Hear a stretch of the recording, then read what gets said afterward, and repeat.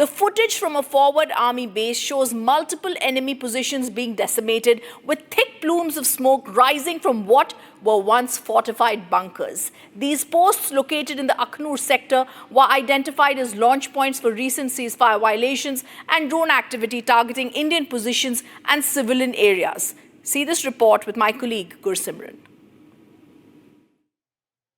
Akhnoor sector on the line of control has been the focal point of the Indo-Pak conflict that we have seen, especially the Operation Sindoor, where India decimated the Pakistan in a true manner, as Pakistan was left with no option other than to beg for the ceasefire that they did. Right now we are in the Akhnoor line of control, and from here all the posts of the Pakistan that were decimated by the Indian army, they are clearly visible, because this was the place where Pakistan tried to launch an attack on the Indian side. This was using the heavy artillery from the Pakistani side to target the positions of the India, but Indian side retaliated effectively to the source of fire. India's retaliation was completely focused on the military targets of the Pakistan.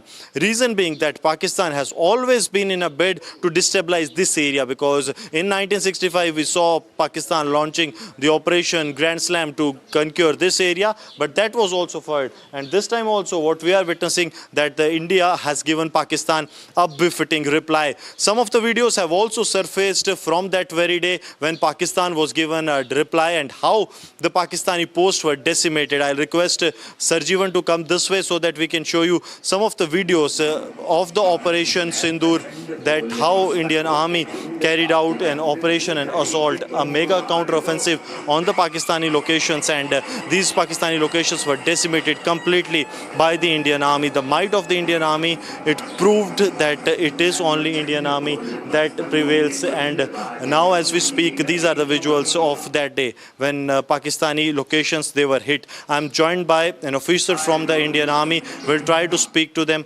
Sir, it was a difficult terrain actually for the Indian army. Pakistan tried to launch an offensive onto the locations. How it was dealt? So first of all, good afternoon to all the viewers of the Republic TV. I would like to say that on the 10th of May in the morning, when the Pakistan Army could not gain dividends on the hilly sector, in the plain sector they opened the fire. Their mortars tried to reach to our forward posts, and their artillery was aiming at our civilian areas. So their fire was not coordinated, their rounds fell blind, and it was as if they were clutching at the straws. And it is very well said that you cannot make a silk purse out of a sore's ear. And in the same manner, they could not fight a disciplined Indian army in disarray and desperation.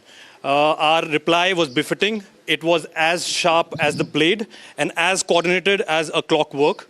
And we pinpointed through our battalion's support weapons with the help of the artillery, and in the close coordination of the air defense, we pinpointed towards their posts, and thereafter they were seen fleeing from their posts. What is seen that Akhnoor has always been a target of the Pakistan, and also the civilian population, this was the main target. How you ensure that the civilians are secured in the Pakistani posts that are targeting the civilian areas that are decimated? Like I said, through your channel, I must say hats off to all the civilians of the Akhnoor area who stood by us through all the thick and thin. They understood what was coming, and they were well prepared. We had already conducted exercises with them before the launch of the Op Sindoor, and it was all a coordinated method through which they were secure in their already pre-designated bunkers that were in their villages.